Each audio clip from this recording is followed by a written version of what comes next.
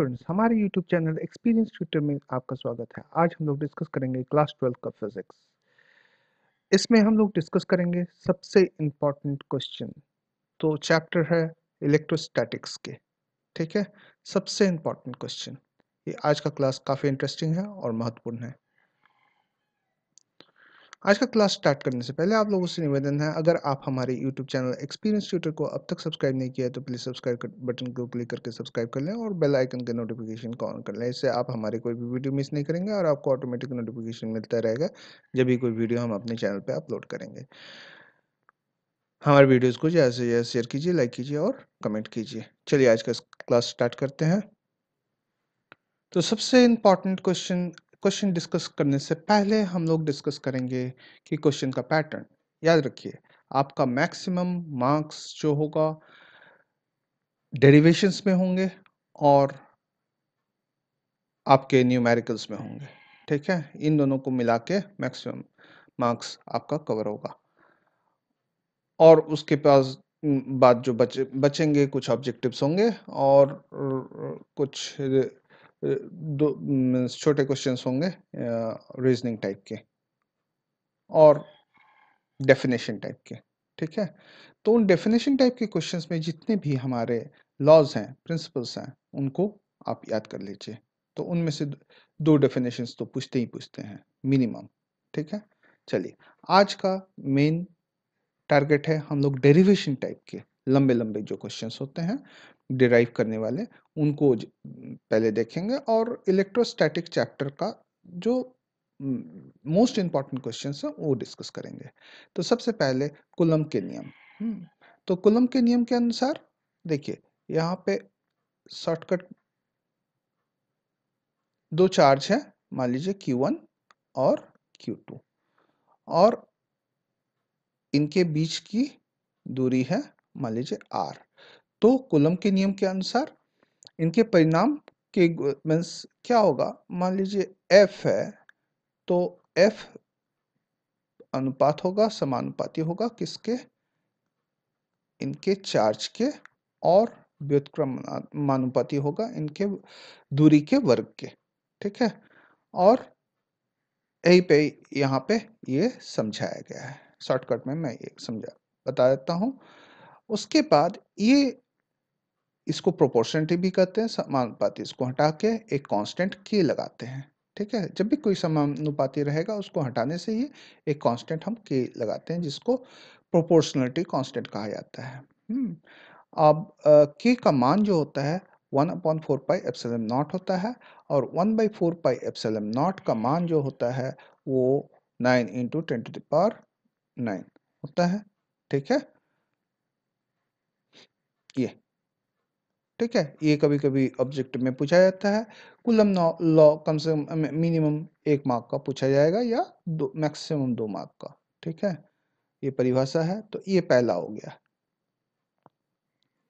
अब कूलम के नियम के सदिश रूप ये उतना इम्पोर्टेंट नहीं है, इसलिए हम लोग डिस्कस नहीं करेंगे।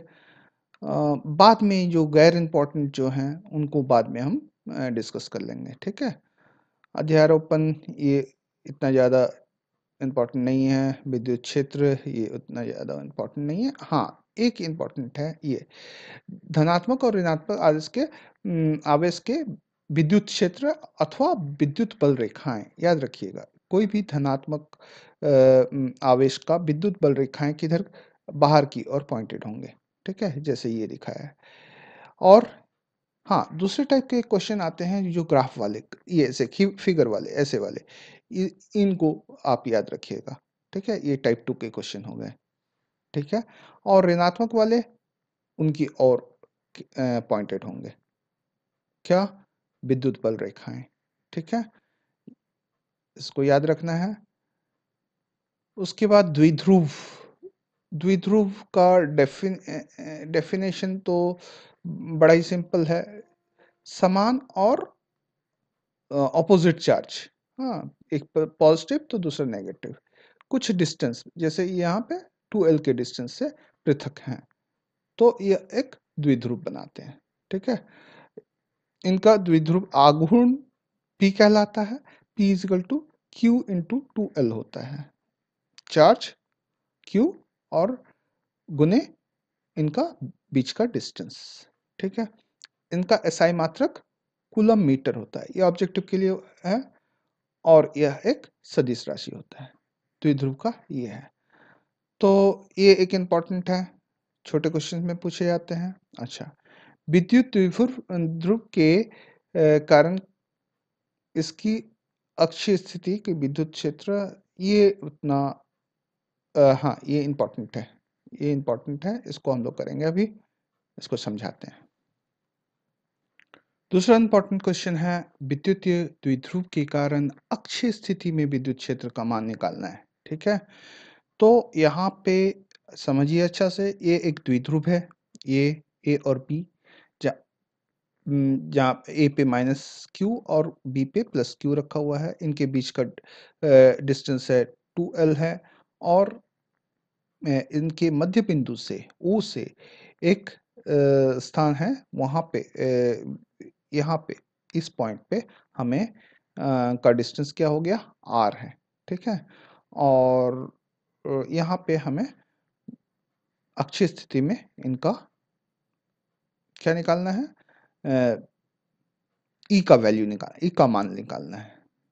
ठीक है, अब देखिए E1 इजिकल टू क्या होता है, K into 10⁻Q upon R minus L का whole square. R minus L क्यों किया, R ये पूरा डिस्टेंस और L ये आधा इसका। ठीक है, ये माइनस हो जाएगा क्योंकि ये पूरा 2L है, तो ये आधा L हो जाएगा। तो इनके बीच का डिस्टेंस निकालने के लिए R में से ये L को B से इसका डिस्टेंस निकालने के लिए क्या किया, R में से L को माइनस कर दिया। तो ठीक है, तो K गुने Q upon R minus L का स्क्वायर। क्यों, इजिकल टू होता क्या है, इजिकल टू होता है 1/4πε0 Q अपॉन R स्क्वायर। ये यहाँ पे R इजिकल टू क्या है, R इजिकल टू यहाँ पे डिस्टेंस क्या है, कैपिटल R, ये R डैश मान लीजिए, R डैश स्क्वायर। तो R dash is equal to R minus L है, तो क्या हो जाएगा, R dash R minus L का स्क्वायर। अब यहाँ से E2 यदि निकालना चाहते हैं तो E2 का वैल्यू अब क्या है, A से इसका क्या हो जाएगा, तो R प्लस L हो जाएगा। ठीक है, तो यहाँ तक R है, यहाँ से R प्लस L। ठीक है, डिस्टेंस हो जाएगा तो K गुने Q upon R plus L का स्क्वायर। इसकी दिशा होगी PA और इससे पहले वाली की दिशा होगी AP। ठीक है, अब इनका परिणामी यदि हमें निकालना है, क्योंकि कौन बड़ा है, E1 बड़ा है E2 से। कैसे पता चला E1 बड़ा है, देखिए इसमें हर जो है डिनोमिनेटर छोटा है, जिस फ्रैक्शन का डिनोमिनेटर छोटा होता है वो फ्रैक्शन बड़ा होता है, इसलिए E1 बड़ा है। ठीक है, E2 से। यहाँ पे डिनोमिनेटर बड़ा है इसलिए ये फ्रैक्शन छोटा होगा। और सिंस E1 बड़ा है E2 से, क्यों, R माइनस L छोटा है R प्लस L से, अतः हम क्या करेंगे, E1 माइनस E2 करेंगे। E1 का वैल्यू यहाँ पुट किया, E2 का वैल्यू हम यहाँ पुट कर दिए और यहाँ पे कॉमन ले लिया कि Q कॉमन आ गया। के क्यू कॉमन आने के बाद हम फॉर्मूला लाएंगे a माइनस बी का whole square, A plus B का होल स्क्वायर। इसको या नहीं तो दूसरी तरह से इसको a plus B A minus B और उसका होल स्क्वायर, तो A square minus B square का होल स्क्वायर हो गया। और इसको सॉल्व कर लिया, सॉल्व करने के बाद जिस मैथमेटिकल कैलकुलेशन है छोटा मोटा। ठीक है, अब यहाँ पे 4LR आ गया। ठीक है, इसको सॉल्व करने के बाद 4LR को हम क्या लिख सकते हैं, 2LQ और 2R लिख सकते हैं, 2LQ और 2R।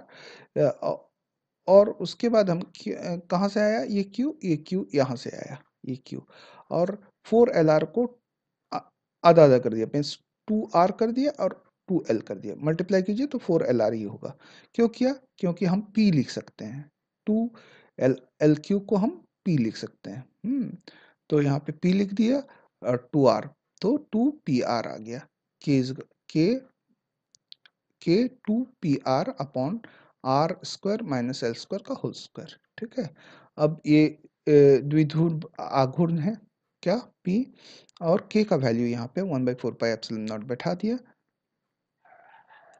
अब यहाँ पे R को तो 2P upon 4 pi epsilon naught, और यहाँ पे क्या ऊपर क्या बच गया, R बच गया, और नीचे क्या बच गया, इसको सॉल्व किया तो सॉल्व नहीं किया, इसमें क्या किया, आर स्क्वायर को बाहर निकाल लिया, कॉमन निकाल लिया। हाँ, तो कॉमन 1 इधर क्या बच गया, 1 बच गया, इधर क्या गया बच गया, L square upon R square बच गया। ठीक है, इसका होल स्क्वायर। आगे देखिए आर काफ़ी बड़ा है किससे, एल से, इसलिए हम इसको नेग्लेक्ट कर देंगे। आर काफ़ी बड़ा है एल से, इसलिए इस पूरे टर्म को हम नेग्लेक्ट कर देंगे।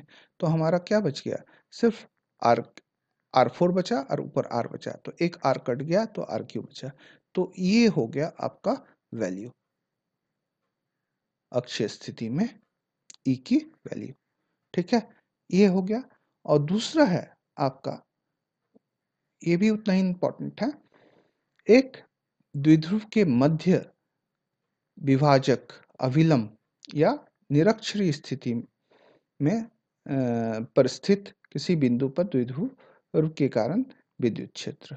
ठीक है, तो ये देखिए, ये माइनस क्यू प्लस क्यू और दो चार्जेस हो गए द्विध्रुव के, और ये एक यहाँ पे हमें P पे, यहाँ पे हमें निकालना है E का वैल्यू। तो इस चार्ज के कारण यहाँ पे, इस चार्ज के कारण E1 बना रहा है, इस चार्ज के कारण। ठीक है, और इस चार्ज के कारण ये E2 इधर की ओर डायरेक्टेड है। ठीक है, और इसका परिणामी इधर की ओर डायरेक्टेड है, रिजल्टेंट। और ये एंगल थीटा है, ये इसकी वैल्यू आर है, इसकी वैल्यू आर है। तो ये सब हमारा निकल गया। अब इसके परिणामी को निकालने के लिए हम क्या करेंगे,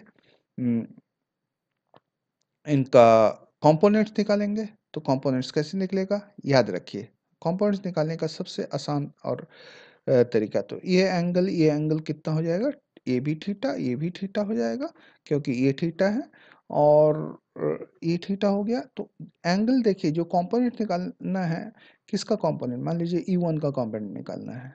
हाँ, एक लंबवत और एक क्षैतिज, तो इसमें परपेंडिकुलर कंपोनेंट और एक हॉरिजेंटल कंपोनेंट। ठीक है, तो इसमें जो थीटा जिधर होगा वो कॉस थीटा होगा। तो E1 cos थीटा कौन सा होगा, इधर वाला थीटा, जिसके साथ वो थीटा बना रही है, और जिसके साथ थीटा एंगल नहीं बना रही है वो हमारा साइन कंपोनेंट होगा, तो E1 sin थीटा। तो ये भी देखिए किसके साथ थीटा बना रही है, तो ये cos theta, E2 cos theta हो जाएगा ये, और जो थीटा नहीं बन रहा है वो E2 sin थीटा हो गया। ये याद रखिएगा, वेक्टर कंपोनेंट्स 11th में आप लोग पढ़ चुके हैं। अब यहाँ पे ये दो त्रिभुज देखिए, PAO कौन सा है, PAO इस ट्रायंगल की बात कर रहा है, POB PBO इसकी बात कर रहा है। तो AP is equal to BP, AP BP correct है। ये की इसकी वैल्यू कितनी होगी, पाइथागोरस थ्योरम से underscore L square plus R square. ठीक है, करेक्ट है। और क्यों, ये एल है, ये एल है, ये एल है, तो L square plus R square. अच्छा, बिंदु P पर B में स्थित प्लस क्यू आवेश के कारण PP की दिशा में है, और लिखा जाता है E1 इजल टू क्या हो जाएगा, K Q 1 upon L square plus R square, shortcut में ये लिखिए। ठीक है, E1 की वैल्यू Q1 चार्ज के कारण कितना होगा, K Q upon L square plus R square. उसी तरह E2 की वैल्यू क्या हो जाएगी, K Q upon L square plus R square, ये लिख दिया हमने। अब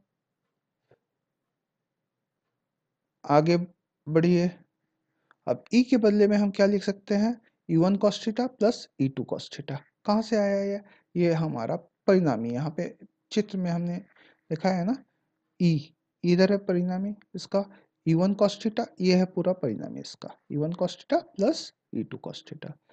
ये हाँ, तो E1 cos theta plus E2 cos theta के बदले में क्या बिठा सकते हैं, बेस बाय हाइपोटेन्यूज, यहाँ बिठा दिया यहाँ पे, ठीक है। और ओके, अभी cos थीटा का वैल्यू नहीं बैठाया, E1 और E2 का वैल्यू बैठाया, सबसे E1 और E2 का वैल्यू बैठा दिया है, और cos थीटा के बदले यहाँ पे बैठाया है बेस अपॉन हाइपोटेन्यूज, तो L upon under root L square plus R square, ये बैठा दिया। यहाँ पे सारे वैल्यूज बैठा दिए, cos थीटा, E1 E2 सब बैठाने के बाद हमारा ये सॉल्यूशन आ गया। इसको सॉल्व करके मैथमेटिकली सॉल्व हुआ है, सिंपल।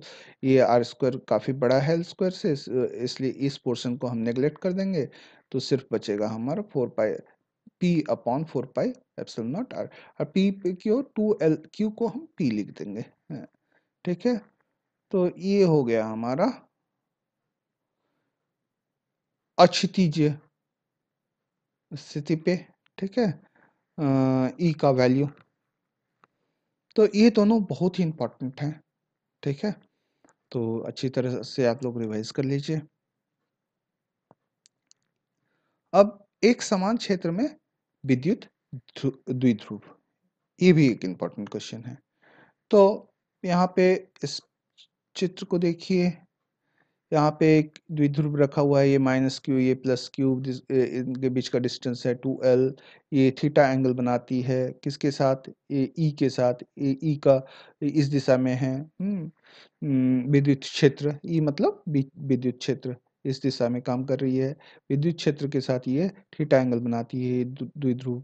तो हमें टॉर्क वगैरह निकालना है, तो कैसे निकालेंगे, टॉ इजकल टू क्या होता है, बल इनटू युग्म की भुजा, तो बल कितना हो गया, इलेक्ट्रिक फोर्स कितना होता है, क्यू ई, याद रखिएगा Q E, F is equal to Q E, याद रखिएगा एफ इजकल टू, इलेक्ट्रोस्टैटिक में F is equal to Q E होता है, इलेक्ट्रोस्टैटिक, हाँ। तो क्यू ई लिख दिया, और युग्म की भुजा ये y ले लिया, ये परपेंडिकुलर डिस्टेंस ये y लिया है, ठीक है, 12 नहीं लिया, y लिया है। अब y को हम फिर इसको साइन थीटा इजकल टू क्या लिखेंगे, 12/y, तो y is equal to 12 sine theta लिख सकते हैं, और इस तरह हम 12 साइन थीटा लिख दिए इसको y के बदले। तो पी ई, अब q और 2L को p लिख सकते हैं, e यहाँ पे है, और साइन थीटा, ठीक है, पी ई साइन थीटा हो गया, ठीक है, ये स्टेप क्लियर हो गया। तो हम इसको लिख सकते, टॉ इजकल टू क्रॉस प्रोडक्ट, हाँ, वेक्टर का cross product p cross e लिख सकते हैं इसको।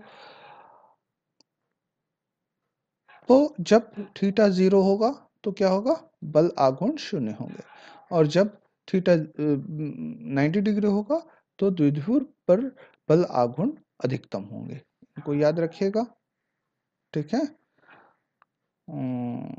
ये एक इम्पॉर्टेंट क्वेश्चन था, ये 2-3 मार्क्स के पूछे जाते हैं। अच्छा, और एक पूछे जाते हैं कि द्विध्रुव में क्षेत्र रेखाएं कैसी होती है, इनको ड्रॉ करके आपको दिखाना है, और इनके कुछ गुण दिखाने हैं। तो गुण में वही गुण है जो प्लस चार्ज से वो बाहर की ओर निकलती है, माइनस चार्ज से वो दो प्लस चार्ज रखे हुए हैं, तो बाहर की ओर रेखाएं जाएगी, एक प्लस है एक माइनस है, तो प्लस से निकल के वो माइनस की ओर जाएगी, ठीक है, और हमेशा माइनस की ओर रेखाएं जाएगी, और प्लस से रेखाएं निकलेंगी, याद रखिएगा। तो ये हो गया, और यहाँ पे इनके गुण दिए गए हैं, एक बार पढ़ लीजिएगा इसे, इजी है। मैं फटाफट वीडियो को लेंदी ना बनाते हुए फटाफट आप लोगों को रिवीजन करा रहा हूँ, ठीक है। अच्छा, विद्युत फ्लक्स और गॉस का नियम। तो गॉस का जो नियम है ये मैंने थोड़ा इलाबोरेटली बताया हुआ है, लेकिन यदि आपको 1 मार्क का आएगा तो आप उतना ही लिखना जितना कि नंबर है, इतना बड़ा लिखने की जरूरत नहीं है, ठीक है, याद रखिए इसको।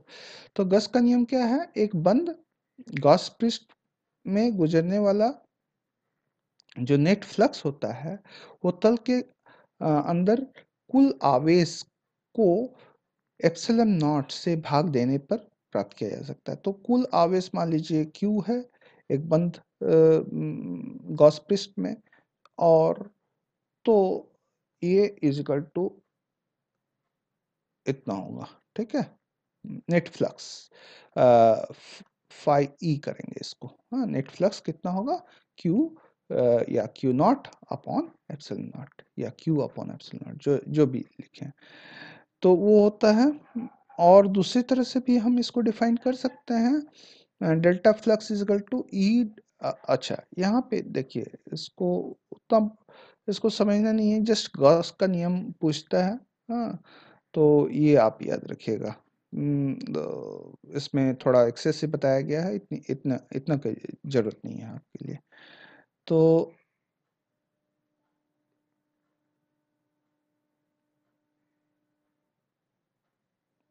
बिंदु आवेश के कारण विद्युत क्षेत्र ही इतना इम्पोर्टेंट नहीं है, इसको छोड़ सकते हैं।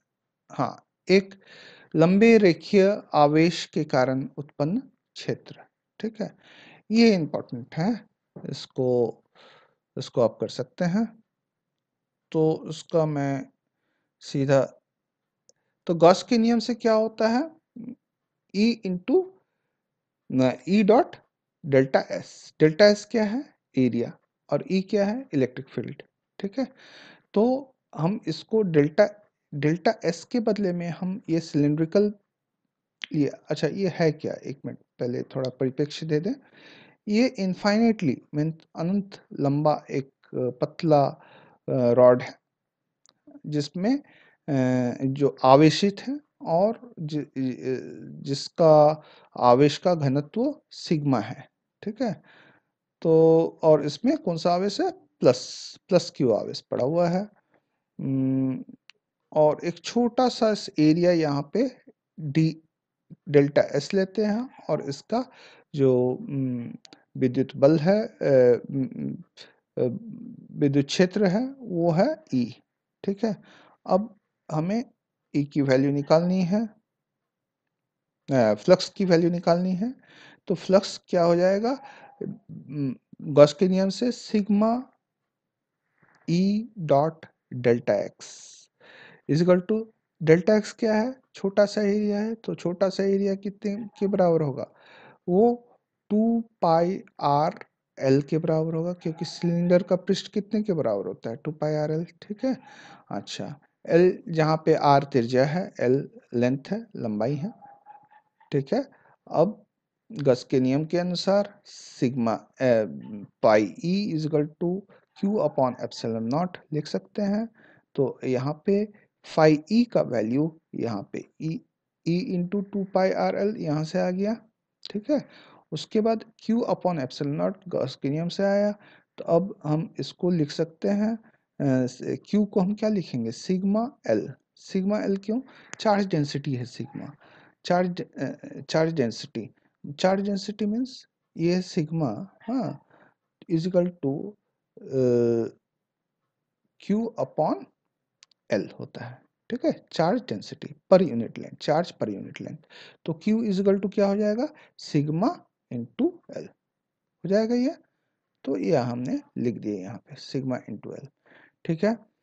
यहाँ पे लिखा sigma into L upon epsilon not, पहले से था, एप्सिलॉन नॉट लिख दिया। अब ई का वैल्यू यदि हम निकालेंगे, ई को इधर रखेंगे, और सिग्मा आई अपॉन बाकी 2 पाई आर एल नीचे आ जाएगा, 2 पाई आर इधर आ गया, और एल एल ऊपर एल था यहाँ पे, एल एल कैंसिल हो जाएगा, और 2 पाई एप्सिलॉन नॉट आर हो जाएगा, ये इसका मान हो गया। और इसका यदि हम ग्राफ, हाँ ये भी इम्पोर्टेंट है, ग्राफ खींचना, कभी कभी स्पेसिफिकली ग्राफ पूछ देता है, तो ग्राफ ऐसा होगा, याद रखिएगा, E is proportional to 1/r।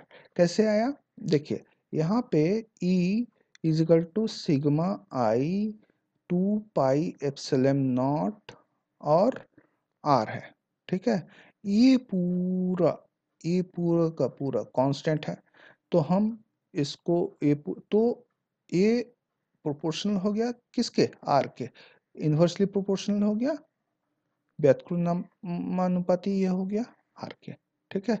तो जब कोई भी व्युत्क्रमानुपाती या इन्वर्सली प्रोपोर्शनल का क्या कैसा ग्राफ बनता है, ऐसा बनता है, ठीक है। ई को वाई एक्सिस में और आर को एक्स एक्सिस में रखें, तो इसका ग्राफ जरूर से कीजिएगा, ठीक है। मैं थोड़ा फास्ट चल रहा हूँ कि वीडियो ज़्यादा बड़ा ना हो जाए, और आप लोगों को यदि ये नोट्स चाहिए आपको भेज दिया जाएगा, या ये एनसीईआरटी का बुक में भी ये पड़ा हुआ है, कोई सा बुक खोल लीजिए, कोई इशू नहीं। आप अपना ईमेल मैसेज कर दीजिएगा, मैं भेज दूंगा, इसमें कोई बड़ी बात नहीं है। ठीक है। तो इसमें सारे इम्पोर्टेंट अनइम्पोर्टेंट जो सारे क्वेश्चंस पड़े हुए हैं, उनको देख लीजिएगा, आपके का टाइम बच जाएगा, ठीक है। और एक इम्पॉर्टेंट क्वेश्चन है, किसी आवेशित एक समान गोलीय कोष के कारण विद्युत क्षेत्र, ठीक है। ये भी बहुत इंपॉर्टेंट है। किसी बाहरी बिंदु पर क्षेत्र वो निकालना है, या तो इसके दो पार्ट हैं, कोई एक पार्ट आता है, ऐसा नहीं कि दोनों पार्ट आए, ठीक है। और आता है तो अच्छे मार्क्स के बड़े क्वेश्चन में आते हैं ये, ठीक है। तो बोलेगा कि गॉस गॉस का थ्योरम बताएं, उसके बाद इसमें ये एडिशनल ये क्वेश्चन आएगा। उस तो यहाँ पे मैं थोड़ा, ये सब तो ऐसा ही है। ये गोलीय क्षेत्र है, इसमें चार्ज क्यू पड़ा हुआ है, यहाँ पे हमें इलेक्ट्रिक फील्ड निकालना है, कहाँ पे, बाहरी बिंदु पर क्षेत्र का मान निकालना है। तो यहाँ पे देखिए सिग्मा ई डॉट डेल्टा, तो हम हमारा क्या होता है, सिग्मा, याद रखिएगा, सिग्मा, एक सेकंड, हाँ, हमेशा याद रखिएगा, कोई सा भी हो, sigma E dot, dot means vector, हाँ, delta S is equal to Q epsilon naught होता है, ठीक है। इसको हम बाद में सॉल्व कर सकते हैं। ए डॉट बी क्या होता है, ए बी कॉस थीटा होता है ना, तो ए बी कॉस थीटा, यहाँ पे एक ही लाइन पे है, एंगल कितना है इनके बीच का, 0 है, तो is equal to Q epsilon naught, यही लिखा हुआ है यहाँ पे, ठीक है। तो कॉस 0 का वैल्यू 1 होता है, तो यहाँ पे डेल्टा डेल्टा ई, और डेल्टा एस, डेल्टा एस क्या हो जाएगा, स्फेयर का सरफेस एरिया, स्फेयर का सरफेस एरिया कितना होता है, गोला का सरफेस एरिया, पृष्ठ क्षेत्र क्या कहते हैं उसको, सरफेस एरिया जो भी है, तो 4 पाई r² होता है, तो delta E is equal to 4 pi r² into 4 pi r² q by epsilon naught, और E is equal to Q upon 4 pi epsilon naught r², ठीक है। ये हो गया इसके बाहरी बिंदु पर, इसको एक बार देख लीजिएगा, मेन मैथमेटिकल कैलकुलेशंस है वो समझा देता हूँ। अच्छा, कोष के भीतर किसी बिंदु पर, तो कोष के भीतर किसी बिंदु पर निकालने के लिए वही E dot cos delta, E dot delta S, E dot delta S, तो E E E delta S cos theta, E dot A dot B क्या होता है, ए बी कॉस थीटा होता है ना, हम लोग वेक्टर में पढ़ चुके हैं। ए डॉट बी क्या होता है, ए बी कॉस थीटा, बस यही लगाए यहाँ पे। तो यहाँ पे और यहाँ पे थीटा 0 है। अब यहाँ पे क्या है, बिंदु पर क्षेत्र, तो भीतर भीतर का कोई बिंदु क्षेत्र लिए हुए हैं, तो क्यू अपन एप्सिलॉन नॉट, यहाँ पे E E dot delta S का वैल्यू क्या हो जाएगा, cos theta is equal to cos 0 is equal to 1 हो गया, तो डेल्टा एस की वैल्यू क्या है, 4 pi r² E dot 4 pi r² Q upon epsilon naught, और यू इजकल टू 0 हो जाएगा, क्यों, क्यू क्यू शून्य है, ठीक है। भीतर किसी बिंदु पर चार्ज क्या है, 0 है, इसलिए ई का वैल्यू 0 होगा। और इसका ग्राफ, ग्राफ कैसा बनेगा, ऐसा बनेगा, याद रखिएगा, ऐसा आएगा। ई को हमने वाई एक्सिस पे लिया है, आर को हमने एक्स एक्सिस पे लिया है। तो ये हो गया आपका, और एक इंपॉर्टेंट क्वेश्चन, अब समतल आवेशित सेट के कारण विद्युत क्षेत्र, ठीक है। इसका भी सेम उसी तरह है। देखिए, दो वृत्ताकार से, तो यहाँ पे एक वृत्ताकार सिलेंडर की तरह है, तो यहाँ देखिए कुछ नहीं है, सिंपल इसके कारण और इसके कारण निकालना है। ठीक है, तो एक एक के कारण ई डॉट डेल्टा एस आएगा, प्लस दूसरे के कारण ई डॉट डेल्टा एस आएगा। ये हो जाएगा ई डेल्टा एस प्लस ई डेल्टा एस और 2 ई डेल्टा एस, यहाँ तक हो गया। और ई डॉट डेल्टा एस के बदले में हम क्या लिखेंगे, ई ई एस कॉस 90 का वैल्यू 0। करेक्ट। अच्छा, आगे बढ़िए। अब यहाँ पे sigma phi E is equal to sigma E dot delta S. तो ये हो गया ई डॉट डेल्टा एस का सिग्मा किए तो ये कितना आ गया, 2 E delta S. 2 E delta S यहाँ पे हमने बैठा दिया। तो 2 ई डेल्टा एस, तो फाई के बदले में हम क्या लिखेंगे, 2 ई डेल्टा एस लिखेंगे। और यहाँ पे क्या लिखेंगे, सिग्मा डेल्टा एस। क्यू के बदले में सिग्मा डेल्टा एस, क्यों क्यों लिखेंगे, देखिए sigma is equal to charge density, यहाँ पे कितना है, क्यू अपॉन डेल्टा एस है चार्ज। ठीक है, चार्ज पर यूनिट एरिया है सिग्मा का, क्या है definition, charge per unit area. तो चार्ज अपॉन डेल्टा एस, तो Q इज इक्वल टू क्या हो गया, सिग्मा इंटू डेल्टा एस।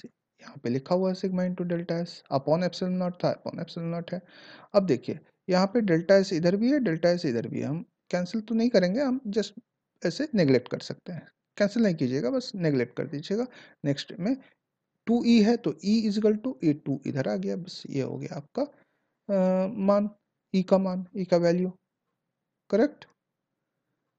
अच्छा, अब वेंडी ग्राफ जनरेटर के बारे में जो आता है, सिंपल सा क्वेश्चन आता है, उसका प्रिंसिपल और उसका उसका उपयोग और उसका सचित्र, उसका चित्र बनाए इसका, वेंडी ग्राफ का, ये 3 क्वेश्चंस आते हैं। और वर्किंग भी आता है कभी कभी, तो मैंने थोड़ा बड़ा यहाँ पे किया हुआ है, तो आप अपने हिसाब से छोटा कर लेना। ये 3 मार्क का आता है, जब भी आता है तो आप इसके साथ या एक कोई क्वेश्चन जोड़ देगा तो बड़े क्वेश्चन में भी पूछ देगा, लेकिन इसका मार्क उतना ही होगा, 2 या 3 मार्क का होगा, तो इस क्वेश्चन के हिसाब से इसको ये कर लेना। ठीक है, तो मेनली इसका उपयोग क्या हो, किस लिए होता है, आयन पुंजों को त्वरित करके उनकी ऊर्जा बढ़ाने के लिए इनका उपयोग किया जाता है। ठीक है, और इन उच्च ऊर्जा आवेशित कणों का उपयोग नाभिकीय अभिक्रियाओं के अध्ययन के लिए किया जाता है।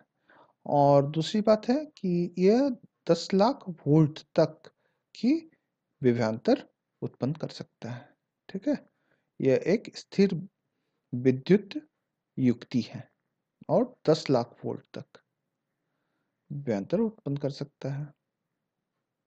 ठीक है, वर्किंग एक बार पढ़ लीजिएगा आप लोग, वर्किंग कोई भी सभी छोटा सा, इसी इसमें तो काफ़ी बड़ा दिया हुआ है, तो कोई सा छोटा सा वर्किंग, इतना बड़ा लिखने की ज़रूरत नहीं है। ठीक है, चलिए आपका ये समाप्त हुआ। तो याद रखिए, स्टैटिस्टिक्स, इलेक्ट्रोस्टैटिस्टिक्स से इतने ही मोस्ट इम्पॉर्टेंट क्वेश्चंस हैं।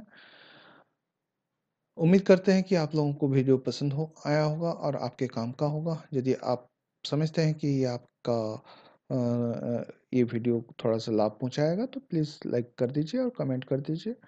और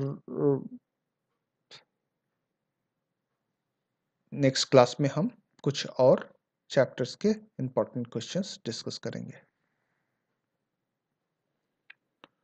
आज का क्लास समाप्त करने से पहले आप लोगों से निवेदन है, हमारे यूट्यूब चैनल को प्लीज़ सब्सक्राइब कर लें अगर सब्सक्राइब नहीं किए हैं, और बेल आइकन के नोटिफिकेशन को ऑन कर लें। इससे आप हमारे कोई भी वीडियो मिस नहीं करेंगे और आपको रेगुलर अपडेट मिलता रहेगा। हमारे वीडियोस को ज़्यादा से ज़्यादा शेयर कीजिए, लाइक कीजिए और कमेंट कीजिए। आपका आज का दिन शुभ हो और आपको एग्ज़ाम में काफ़ी अच्छे मार्क्स आएँ। इन शुभकामनाओं के साथ हम लोग आज का वीडियो यहीं पे समाप्त करते हैं और जल्द ही मुलाकात होगी कुछ नए प्रॉब्लम और उनके सॉल्यूशंस के साथ। तब तक के लिए हमें आज्ञा दीजिए। हमें